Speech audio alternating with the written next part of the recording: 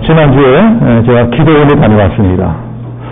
저 남양주 마석 쪽에 있는 기도원인데 이제 수동 기도원이라고 하는 기도원입니다.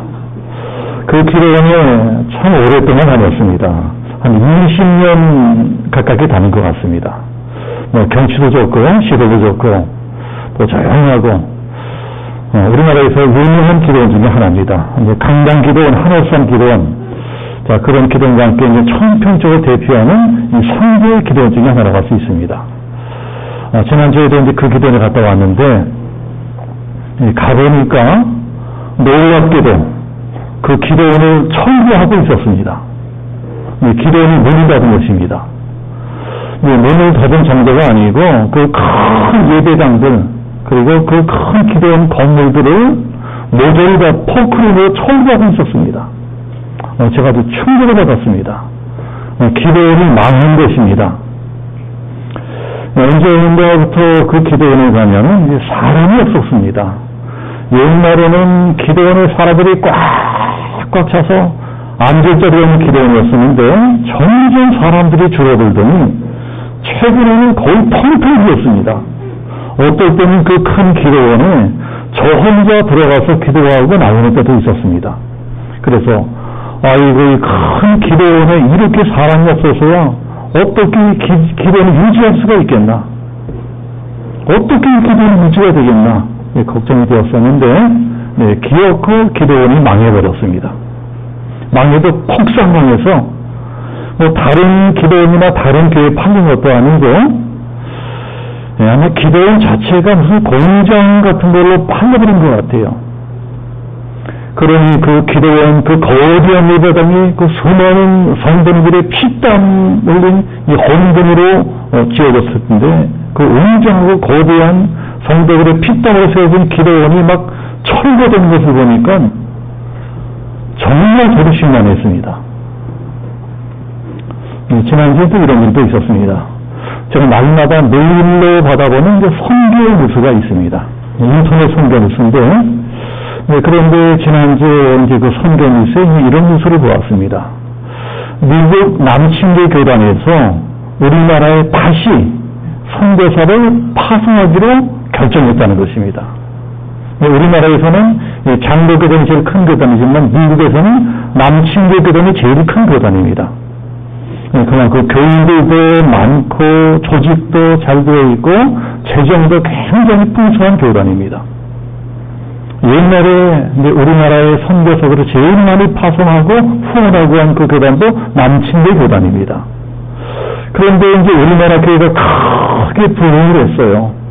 우리나라 기독교 뉴스 굉장히 많이 늘어났습니다. 그러니까 남침계 교단에서 이제는 한국에 더 이상 선교사를 보낼 필요가 없겠다. 그 다음에 우리나라에 들어있던 선교사들 다 철수시켰습니다. 사실 지금 우리나라는 선교사가 와야 되는 나라가 아니고 이제 선교사를 보내야 되는 나라입니다. 또 우리나라는 실제로 미국 다음으로 전 세계 선교사들을 제일 많이 파송했습니다. 그런데 왜 남침계 교단에서 다시 우리나라의 선교사를 파송해 준다 그러느냐? 그 남침계 교단의 진단에 의하면 지금 한국 기독교가 망해가고 있다는 것입니다. 그게 뭔 소리냐? 아직도 우리나라 기독교인들이 얼마나 많은데 이 기독교는 망해간다 그러느냐? 교회에서 젊은이들이 급속도로 사라져가고 있다는 것입니다. 우리 교단에서는 통계를 봐도 그렇고 남침계 교단에서는 통계를 봐도 그렇고 지금 우리나라 전체 청년 중에 교회 다니는 청년들은 2%가 안 된다고 합니다. 2%가. 청년들 100명 중에 교회 다니는 청년들이 2명이 채 안 된다는 것입니다. 그러니 이건 거의 이전도 종족입니다. 우리나라 청년들은 저 브라전의 아마도 장글이라든가 파푸아뉴기니아라든가 중동 지역 아프리카의 어떤 오지 장거지대 사는 원주민들보다도 더 예수를 믿지 않고 있습니다. 한국교 미래가 없다. 이들이 놔두면 한국교회는 무너진다. 그래서 남침계교단에서 다시 우리나라의 선교사를 파송하기로 결정했다는 것입니다. 대한민국은 청년들에게 있어서만큼 미천도 종족이다. 자꾸 미수보고 제가 신난해 있었습니다. 어쩌다 이런 시대에 내가 목회를 하고 있나? 어쩌다 이런 시대에 부름을 받았을까? 옛날에 한국교회는 뜨겁게 기도하던 교회였습니다. 기도마다 기도하는 사람들은 차고 넘쳤습니다. 산에 올라가서 기도하고 금식하고 기도하고 철회하면서 기도하고 왜 그렇게 기도했을까요? 그만큼 우리나라가 살기 힘들었다는 것입니다. 먹고 살기 힘들었어요. 먹고 살기 힘든 사람이 너무나 많았습니다. 그래서 먹고 살기 힘든 사람들, 병 걸린 사람들, 문제 있는 사람들, 불쌍한 사람들이 너무나 많았습니다. 그 불쌍한 사람들이 큰 문제를 껴안고 교회 찾아오고 기도원 찾아서 금식 기도하고 처리하면서 기도하고 산으로 삼기도 했습니다. 그 기도를 들으시고 하나님이 불쌍히 여기십니다. 불쌍히 여기십니다. 하나님이 불쌍히 여기시고 그 기도하는 사람들에게 복을 주십니다. 기도하는 사람들에게 복을 주시고 교회에 복을 주시고 우리나라에 복을 주셨습니다. 그런데 우리나라가 근본 썩은 나라가 이렇게 잘 사는 나라가 되었습니다. 그런데 이렇게 복받고 잘 살게 되니까 돈 뺏고 배불러지니까 사람들이 다 하나님을 잊어버렸습니다. 다 하나님을 떠나가고 있습니다. 교회마다 점점 빈자리가 늘어가고 있고 기도원에 기도하는 사람이 거의 다 사라져가고 있습니다. 그러면서 이 나라가 도로 흐르러지고 있잖아요. 도로 불쌍한 사람들이 늘어나고 있습니다. 이거는 불쌍한 사람들은 어느 시대 어느 나라나 다 있습니다. 그런데 우리가 알아야 될 것은 하나님은 불쌍한 사람들을 특히 주목하신다는 것입니다. 우리 생각에는 능력이 있고 돈 많고 많이 배우고 이러한 사람들을 하나님이 주목하시고 왔지만 반대라는 것입니다. 언제나 하나님은 불쌍한 사람들을 주목해 보십니다. 언제나 하나님은 불쌍한 사람이 드는 기도를 주목해서 들으십니다. 이게 성경의 스토리입니다. 그래서 항상 역사를 바꾼 사람들은 불쌍한 사람들이었습니다. 돈 많고 권력 있고 힘 있는 사람들이 역사를 바꾼 것 같지만 그렇지 않아요. 이 세상 역사를 바꾼 사람들은 불쌍한 사람들이었습니다. 불쌍한 사람들이 하나님께 부르짖어 기도합니다. 출애굽기 8장에도 큰 불쌍한 이스라엘 민족이 하나님께 부르짖어 기도합니다. 불쌍한 사람들이 부르짖어 기도하면 하나님은 절대로 그냥 계시지 않습니다. 내버려두지 않으세요. 불쌍한 사람들의 기도를 들으시고 이 세상을 뒤집어 엎어버리십니다. 바로의 몸으로 뒤집어 엎어버리세요. 그 불쌍한 사람들을 구해주십니다. 그러면 나라가 바뀌고 사회가 바뀌고 이 세상이 바꾸어지는 것입니다. 그런 이야기를 이 소설로 써서 대단히 터뜨린 사람이 있습니다. 누굴까요? 저 프랑스에 살던 이 소설가 빅토르 위고입니다. 자, 빅토르 위고가 쓴 대표작이 뭐였죠? 학교에 꼭 읽으셨을 거 아니에요? 레미제라블. 레미제라블은 학교 다닐 때 많이 읽으셨을 것입니다. 우리나라는 보통 장발장으로 알려져 있습니다. 그 소설의 주인공이 장발장입니다. 장발장도 불쌍한 사람이었습니다. 그 당시 프랑스는 비참했습니다. 먹을 게 없어 굶어진 사람이 수두룩했습니다. 장발장의 조카도 먹을 게 없어서 굶고 있었습니다. 굶고 있는 그 불쌍한 조카를 먹이겠다고 빵가게에서 빵 한 조각 훔치다가 걸렸어요. 그래서 빵 한 조각 훔쳤다고 5년 징역형을 살게 됩니다. 이런 게 그 소설 스토리예요. 그런 비극이, 그 불쌍한 사람들의 비극이 어떻게 발전됐나요?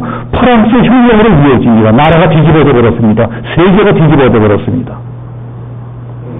그 소설은 장발장 말고도 불쌍한 사람들이 수없이 나옵니다. 당시 프랑스도 지금 우리나라처럼 빈부격차가 어마어마했습니다. 잘 사는 사람들은 상상을 초월할 정도로 어마어마하게 잘 살고 가난한 사람들은 비참할 정도로 불쌍하게 살았습니다. 그래서 소설 제목이 레미제라블. 자, 레미제라블이 무슨 뜻이에요? 제가 언제 가르쳐 드렸었는데, 미제라블, 이것은 프랑스 말로 불쌍하다 이런 뜻입니다. 불쌍하다. 그럼 레는 뭐냐? 레는 정관사입니다. 영어로 말하면 더. 그러니까 레 미제라블. 자, 이러면 불쌍한 사람들이 됩니다. 소설 제목이 불쌍한 사람들이에요.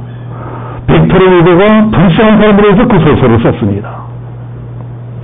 이렇게 이 세상에 도저히 불쌍한 사람도 있습니다. 옛날에도 있었고 지금도 있습니다.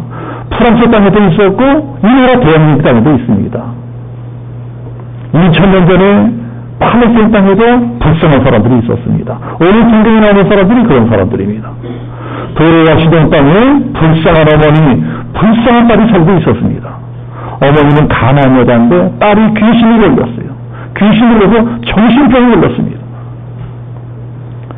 시집도 안 간 딸이 귀신 들렸으니 미친여자가 됐으니 집구석이 엉망진창이었을 것입니다. 뭐 가정도 엉망이 되고 경제도 엉망이 되고 뭐 사는 게 너무너무나 불쌍해졌습니다. 불쌍한 인생이 되었습니다.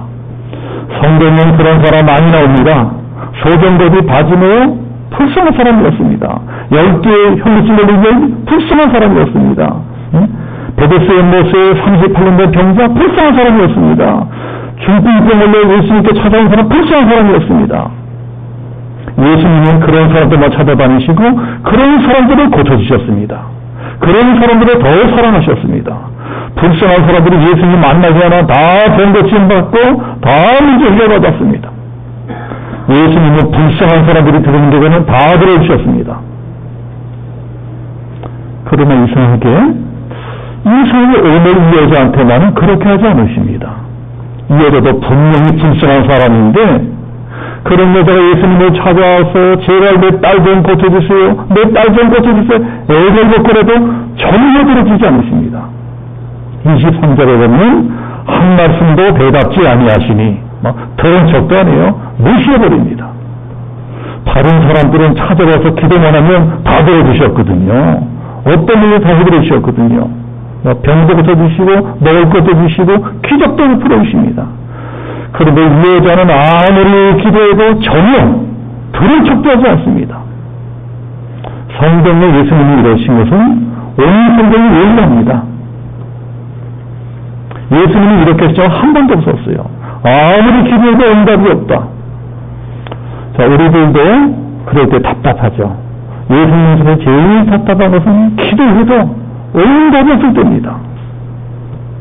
가끔 그럴 때가 있어요. 나한테 좀 뭔가 어려운 일이 생겼습니다. 심각한 문제가 생겼어요. 그래 기도합니다. 간절하게 기도합니다. 그런데 이상하게 하나님이 응답해 주지 않는 것입니다. 왜 응답하지 않는지 알 수가 없어요.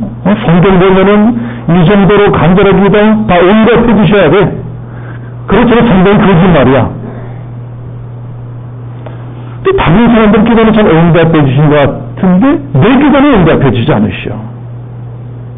이 여자도 그런 경우입니다. 이 길을 찾아와서 내 딸 좀 고쳐달라고 통화정하는데 들은 척도 안 합니다. 우리 같으면 그럴 때 어떻게 했겠습니까? 나 기도 안 해. 나 예수 안 믿어. 교회에도 안 나오려 할 거예요. 실제로 그런 사람들이 많이 있습니다. 그런데 이 여자는 어떻게 하나요? 그렇게 하지 않습니다. 그러는 대신에 더 불쌍하게 되려고 합니다. 더 납작 엎드려서 불쌍하게 기도합니다. 주 다윗의 자손이여 나를 불쌍히 여기소서. 나를 불쌍히 여겨 주옵소서. 나를 불쌍히 여겨 주옵소서. 자, 그렇게 하면 예수님은 봐줄 것 같은데 이상하게 그러지 않으십니다. 오히려 더 냉정하게 보세요. 이게 뭐라고 그랬어요? 우리 24절하고 같이 한번 합독해 보겠습니다. 24절 다 같이 시작. 예수께서 대답하여 이르시되 나는 이스라엘 집에 잃어버린 양 외에는 다른 데로 보내심을 받지 아니오노라 하시니 나는 이스라엘 백성들의 기도나 들어주지 너 같은 이방인의 기도는 들어줄 수 없다는 것입니다. 세상에 예수님이 이렇게 쌀쌀맞을 수가 없어요. 이 정도면 우리 그 성도들이 다 시험 들 것입니다. 다 시험 들 거예요. 다 시험 들어서 예수 믿네 안 믿네 교회 나오냐 안 나오냐 이러고 펄펄 뛰실 것입니다. 그런데 이 여자는 어떻게 해요? 시험 들기를 그냥 더 큰 소리로 기도합니다. 어떻게로 큰 소리로 기도하는지 제자들이 듣다면서 예수님 제발 저들 좀 쫓아보내주세요. 식도를 못 살겠습니다. 그런 이 여자가 가기는커녕 25절에 보면 여자가 와서 예수께 절하여 가로되, 나도 절까지 하면서 간절하게 기도하는 것입니다. 그런데 예수님은 어떻게 하세요? 너무하세요. 너무합니다. 이런 예언도 있었죠? 너무합니다. 더 지독한 말씀을 하십니다. 26절 보면 대답하여 이르시되 자네의 떡을 취하여 개들에게 던지니 마땅치 아니하니라. 이제는 이 여자를 개 취급하고 있습니다. 사람을 무시하던 못해 개 취급까지 하고 있어요. 예수님 같지 않습니다. 이게 예수님 맞아요? 자, 이 말을 속된 말로 하자면 너같이 개 같은 너에게는 기도 부르기만 가치도 없다는 것입니다. 왜 예수님이 이렇게 하실까요? 왜 예수님이 이 여자들이 야박하게 오실까요? 자, 그것을 알기 위해서는 이 여자가 어떤 여자냐 한 것부터 알아야 될 것입니다. 오늘 이 성경에는 이 여자가 그냥 가난한 여자가 나와 있지만 마가복음 7절에 보면 좀 더 자세히 나와 있습니다. 그 여자는 헬라인이여 수로보니게 족속이라. 수로보니게는 수리아와 페니키아의 합친 말입니다. 이 여자는 원래 헬라 여자인데 헬라 여자가 수리아 지방으로 시집와서 페니키아인으로 살고 있었다는 것입니다. 자, 이게 무슨 뜻인가 하니 이 여자는 뼛속까지 위성을 쪄드는 여자예요. 위성에 쪄들어 서는 여자입니다. 이 도로는 위성을 섬기는 땅으로 유명합니다. 자, 도로가 누구 구역일까요? 네, 도로는 그 악독한 이세벨 왕비의 고향입니다.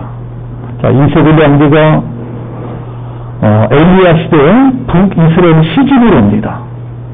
근데 이스라엘 땅으로 시집 오면서 자기 나라에서 섬기던 우상이라는 우상을 모조리 바꾸고 옵니다. 그래서 자기 남편이자 이스라엘의 왕 아합을 타락시킵니다. 이세벨의 왕비 때문에 온 이스라엘이 우상천지가 되어버렸습니다. 결국은 그것 때문에 멸망당합니다. 도로도 시돈도 헬라도 전부 다 그런 우상으로 쪄들어 있는 땅이었다는 것입니다. 오늘 성경에는 귀신들이 따르던 어머니는 그런 우상 문화 속에 살아가는 여자입니다. 우상을 섬기는 문화 속에 태어나서 우상을 섬기며 자라났고 우상을 섬기는 나라로 시집을 왔습니다. 그러니 당연히 이 여자는 예수님도 우상을 섬기려고 하는 것입니다. 자기네 나라 우상에게 막 빌고 주님에 의해 절하고 이런 것처럼 예수님께서 똑같이 빌고 절하고 난리를 칩니다. 그런 복용도 있는 것입니다. 자, 우리나라에도 그런 식으로 예수 믿는 분들이 많이 계십니다. 우리나라도 오랜 세월 동안 이 불교 문화에 젖어 있고 샤머니즘 문화에 젖어 있었기 때문에 비나이다, 신랑님께 비나이다 이런 식으로 예수 믿는 분들이 굉장히 많으세요. 그러면 기복신앙이라고 합니다. 그저 복만 받겠다고 예수 믿는 겁니다. 교회 나오는 목적이 복 받으려고 나오는 것입니다. 물론 복도 주십니다. 그러나 그런 분들은 예수님이 또 다른 부처님이고 또 다른 산신령이에요. 예수님이 오신 창조주 하나님이 아닙니다. 그렇게 믿는 분들은요, 너무 쉽게 복을 받으면 금방 도로에 취합니다. 금방 도로 인간으로 들어갑니다. 그러면 복을 받기 전보다 더 나빠지는 수가 있습니다. 하나님 나라에서 복 받는 것도 중요하고 기도 응답받는 것도 중요하지만 더 중요한 일은 기도에서 받은 복을 지키는 것입니다. 무조건 복만 받는 것이 다가 아닙니다. 이 받은 복을 지키지 못하면 오히려 더 나빠지는 수가 있습니다. 그래서 하나님은 아무에게나 쉽게 복을 주시지 않습니다. 잘못하면 그 독이 되는 수가 있거든요. 저 같은 목사님으로 보기에도 그동안 한 10여 년 목회하면서 많은 분들을 보았습니다. 제 눈에 보기에도 만약에 하나님이 저분에게 복을 주시면 돈 많이 벌게 해주시고 사업이 대박나게 해주시고 애들 다 잘 되게 해주시고 근심 걱정 없이 배뜨기로 땅 떨어지고 살게 해주시면 그때도 과연 그분이 신앙생활을 잘할까? 그때도 과연 일이 참석 잘할까? 골프 치러 간다고 예배 잘 드릴까? 그런 분들이 많았습니다. 저 같은 목사의 눈에도 그런 것이 보이는데요. 하나님이 그런 거 모르시겠습니까? 그래서 여자 기도도 그리 쉽게 응답해지지 않습니다. 그러나 그렇게 무시당하고 멸시당하고 천대받으면서도 이 여자가 어떻게 합니까? 우리가 여기서 잘 봐야 됩니다. 어떻게 해요? 더 불쌍하게 보이려고 합니다. 오히려 더 불쌍하게 보이려고 합니다. 우리 27절도 같이 한번 합독해 보겠습니다. 27절 다 같이 시작. 여자가 이르되 주여 올소이다마는 개들도 제 주인의 상에서 떨어지는 부스러기를 먹나이다 하니. 뭐라 그러고 있는 거예요? 나는 개가 그렇게 좋다는 것입니다. 나는 개치고도 좋다. 그러나 개새끼도 주인의 밥상에서 떨어지는 부스러기 정도는 줘보고 싶지 않겠습니까? 그러니 부스러기를 나눠주세요. 정말 불쌍한 정도로 매달리고 있습니다. 이 여자라고 자존심 없었겠습니까? 사람들은 어려울수록 이성의 자존심만 강해지더라고요. 가난한 사람들 자존심 강합니다. 무시당을 못 살아요. 근데 이 여자는 마지막 자존심까지 다 던져버립니다. 자, 제가 보기에 이 세상에서 가장 어리석은 사람이 누굴까? 하나님하고 자존심 싸움하는 사람입니다. 하나님하고 자존심 싸움을 해. 내가 이만큼 기도했는데 왜 안 들어줘요? 내가 얼마나 잘 나오고 봉사했는데 왜 나한테 복을 안 줘요? 네, 그런 분들은 이제 10중 8구 이렇게 됩니다. 나 기도 안 해. 나 교회 안 다녀. 그래봤자 나만 손해입니다. 나만 손해요. 하나님은 심급도 안 하십니다. 우리가 기도 응답 빨리 받고 싶으면 하나님 앞에서 자존심 같은 거 다 버리셔야 됩니다. 자존심은 사람에게나 필요한 것이 하나님 앞에서는요 필요 없습니다. 하나님 앞에서는 그저 불쌍하게 보이는 것이 최고입니다. 하나님 앞에서 자존심 세우면 세울수록 그만큼 내 인생만 더 고달파집니다. 너가 지금 멀었구나. 너가 지금 멀었구나. 내 인생만 더 고달파져. 하나님 앞에서는요 그저 나 죽었습니다. 나 죽었습니다. 납작 엎드려야 됩니다. 그래야 시험도 환난도 빨리 지나갑니다. 이 여자가 그렇게 한 것입니다. 이 여자는 지혜롭습니다. 자기를 개처럼 낮추면서까지 예수님께만 매달립니다. 어떻게든 예수님께 불쌍히 보이려고 합니다. 자, 그리고 예수님이 어떻게 하시나요? 우리 28절 다 같이 한번 합독합니다. 시작. 이에 예수께서 대답하여 이르시되 여자여 내 믿음이 크도다 내 기적대로 되리라 하시니 그때로부터 그 딸이 나오니라. 기적을 일으켜주시잖아요. 귀신을 쫓아주십니다. 귀신이 쫓겨나니까 딸이 나버렸습니다. 기도 응답받고 복받은 인생을 살게 됩니다. 우리가 이 여자한테 배워야 될 제일 중요한 것이 무엇일까? 이 여자는요 끝까지 불쌍하게 보이려고 했습니다. 하나님 나를 불쌍하게 주옵소서. 끝까지 불쌍하게 보이려고 애랬습니다. 아무리 속상하고 열받고 자존심 상해도 포기하지 않습니다. 끝까지 기도를 매달립니다. 그래서 결국은 응답받게 된 것입니다. 결국은 복을 받았어요. 자, 우리들도 마찬가지입니다. 우리 신앙생활에서 제일 중요한 것이 무엇일까요? 하나님께 불쌍히 여김을 받아야 됩니다. 우리도 가나안 여자처럼 기도 응답 받지 못할 때가 있어요. 그리고 포기하면 안 된다는 것입니다. 그러면 그럴수록 더 기도하셔야 됩니다. 더 불쌍하게 보셔야 돼요. 사람에게 불쌍하게 보이라는 것이 아닙니다. 사람에게는요 불쌍하게 보일 필요 없습니다. 사람에게 불쌍하게 보이면요 확 밟아버립니다. 괜히 사람에게 불쌍해 보이려고 아부하고 이런 사람은 진짜 불쌍한 사람입니다. 그러나 하나님께는 불쌍해 보여야 됩니다. 어떻게 해서는 하나님께는 우리가 불쌍한 사람이 되어야 됩니다. 하나님 보시기에 우리는 다 불쌍한 인생들입니다.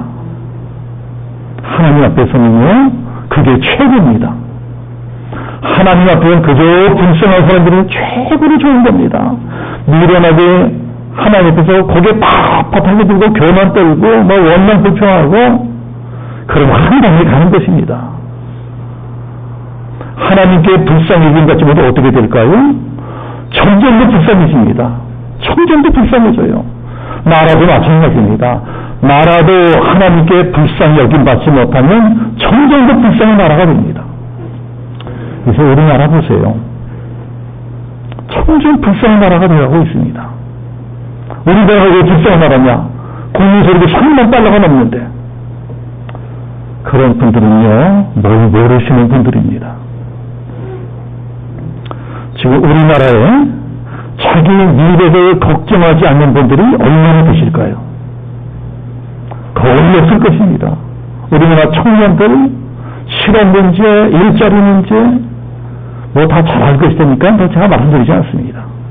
노인 문제 더 잘하고 있겠어요. 제가 말씀드릴 필요 없습니다. 한마디로 모든 사람들이 내 미래가 불안하다. 내 앞날이 불안하다.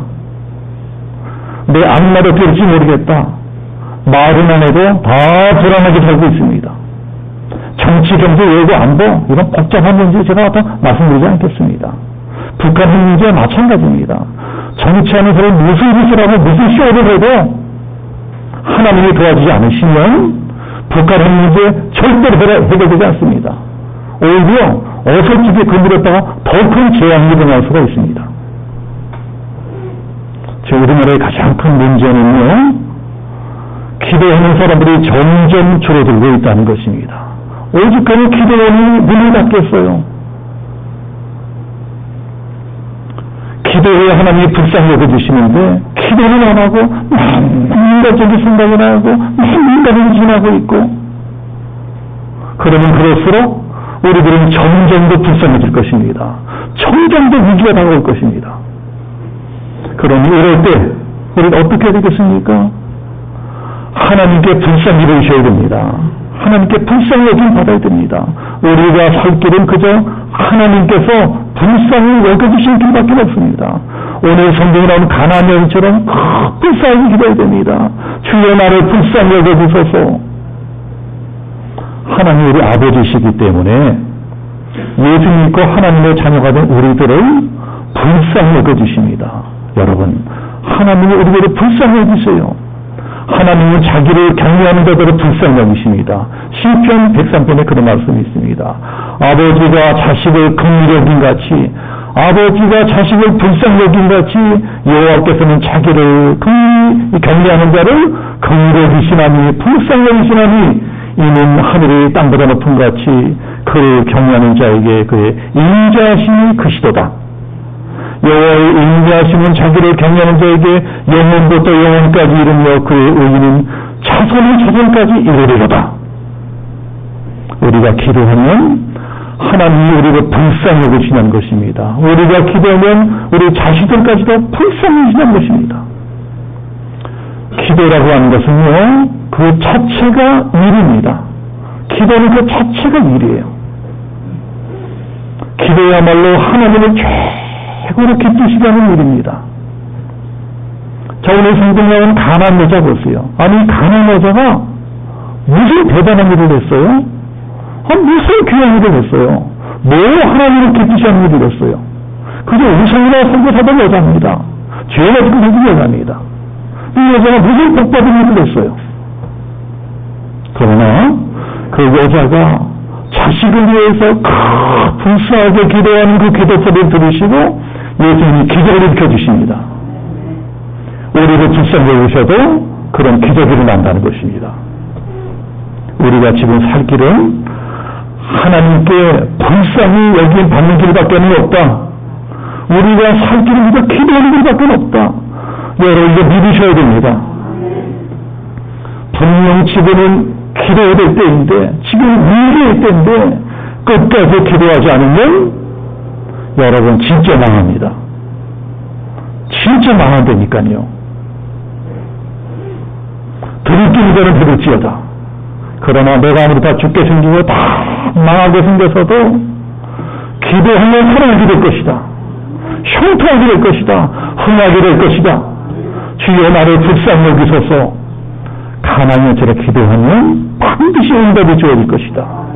이게 오늘 우리 모두에게 주어진 하나님의 말씀인 것들을 믿으시기를 축복합니다. 하나님이 불쌍히 여기시면 살아납니다. 하나님의 기도 들으시면 다시 일어나게 됩니다. 다시 흥하게 됩니다.